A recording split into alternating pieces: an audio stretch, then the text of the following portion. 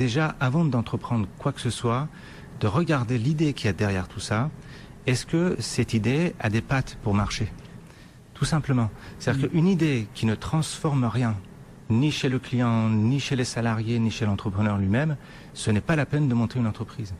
Donc, le point de départ de tout ça, c'est de vérifier si l'idée tient la route, si la vision est transformative. Il faut que la vision transforme quelque chose, déjà dans sa propre vie, mais aussi pour la vie d'un client, la vie d'un marché, de ses salariés, etc. Ça commence par là. Et ça aussi, on l'a en échangeant, on a bien compris aussi, voilà, on est seul au démarrage, mais c'est vrai qu'il faut plus que jamais échanger avec les autres. Et justement, Evelyne Bertin, Ardélien, vous qui accompagnez justement les entrepreneurs, c'est aussi très personnalisé. On a souvent tendance peut-être à vouloir aussi prendre certains modèles, par exemple de grandes entreprises, en disant faut faire comme ça, et les PME vont un peu copier.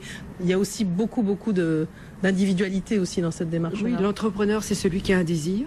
À partir de ce désir, il va faire un service ou un produit. Il faut qu'il trouve un marché. Il faut qu'il crée de la valeur, qu'il vende ses produits. Donc c'est très personnel parce que quand on analyse des histoires d'entrepreneurs, c'est toujours lié à ses histoires, à ses rêves, à son ambition, à sa vision du monde et à une volonté de transformer le monde. Donc c'est très intime. Mais il faut la réalité du marché. Si vous êtes entrepreneur, vous n'avez pas de clients, c'est pas possible. Donc c'est ça, vous fracassez.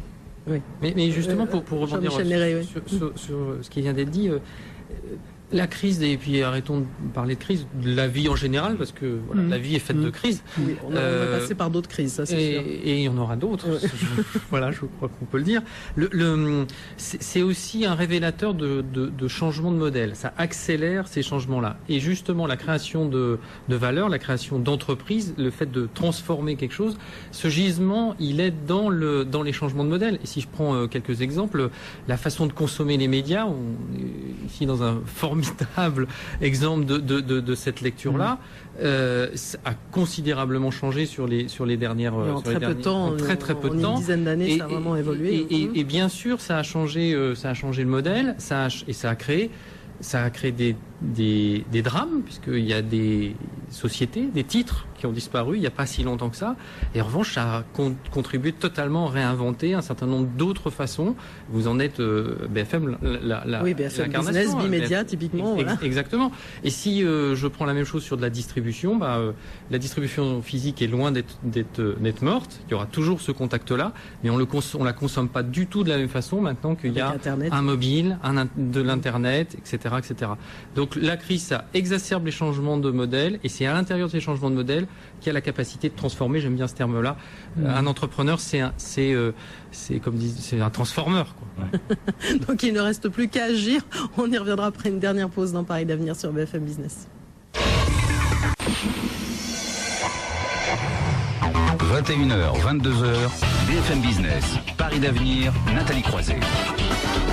Pour cette année, ce sont environ un quart des PME qui craignent une dégradation de leur situation de trésorerie. C'est ce qui ressort d'une étude d'Oseo. Et pourtant, il est possible de dépasser sa peur pour entreprendre. Être entrepreneur en temps de crise, c'est possible. On en parle ce soir avec Olivier Menu, associé fondateur de Valexcel. Également Evelyne Bertin, fondatrice d'Ardélien.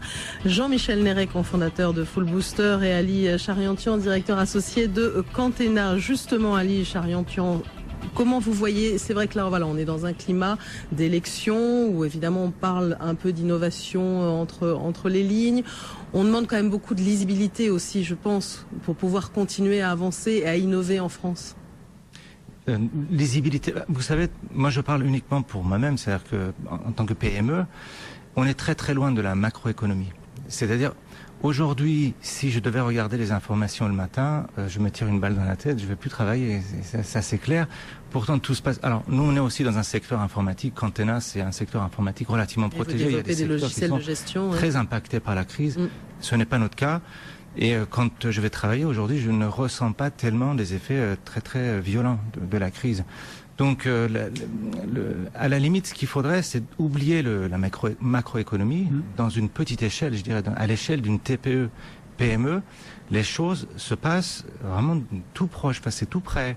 Donc, vous pensez qu'on est dans un climat peut-être un peu trop anxiogène, où on parle peut-être un peu trop, mais il faut aussi, il y a des réalités, ce que je disais, des réalités de chiffres aussi, de défaillances d'entreprises, de difficultés qui sont bien réelles. Absolument, les défaillances sont réelles, les difficultés sont réelles, mais ce sont des difficultés qui sont peut-être cantonnées à tel ou tel secteur. Il y a des secteurs qui marchent très très bien. Et ça, il faut le rappeler. Et typiquement, voilà, le digital, le numérique, Jean-Michel Néret, Fall Booster, vous êtes donc au tout démarrage, même pas 6 mois d'existence. Comment vous voyez les perspectives ? Alors, forcément très bonne. Parce que c'est pas de l'optimisme béat, c'est juste dire on a effectivement des secteurs qui sont en pleine mutation. Il y a des opportunités qui sont de fait créées.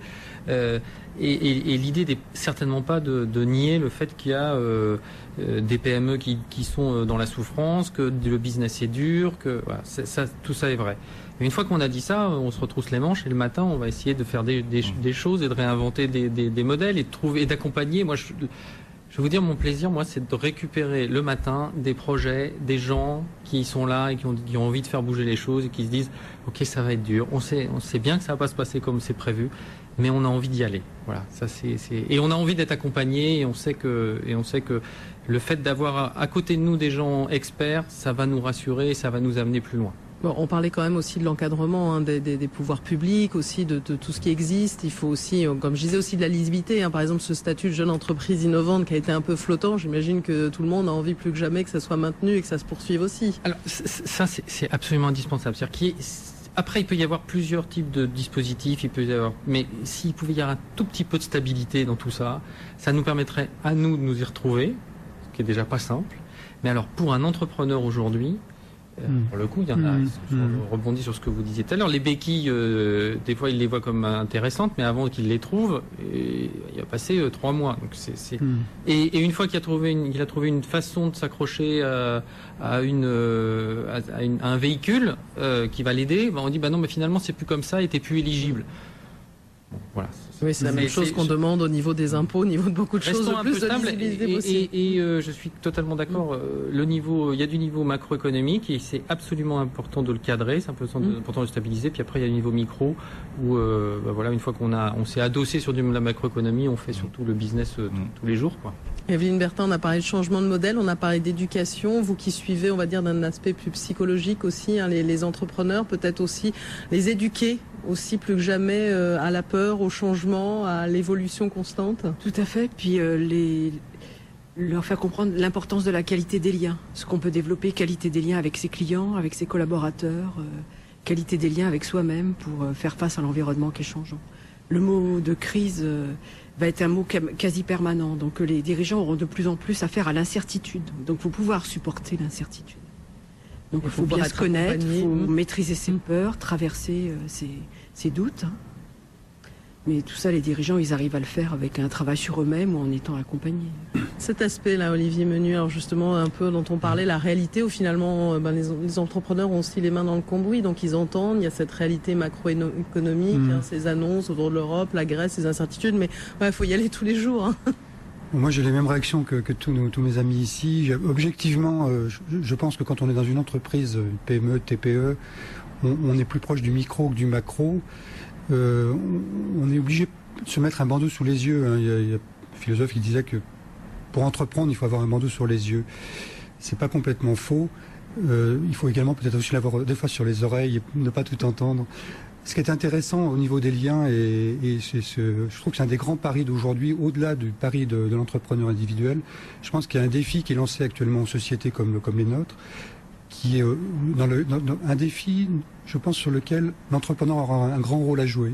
C'est au-delà de la méfiance qu'il y avait avant, on est passé du stade à la confiance, et je pense que le stade vers lequel on va approcher prochainement, c'est la bienveillance.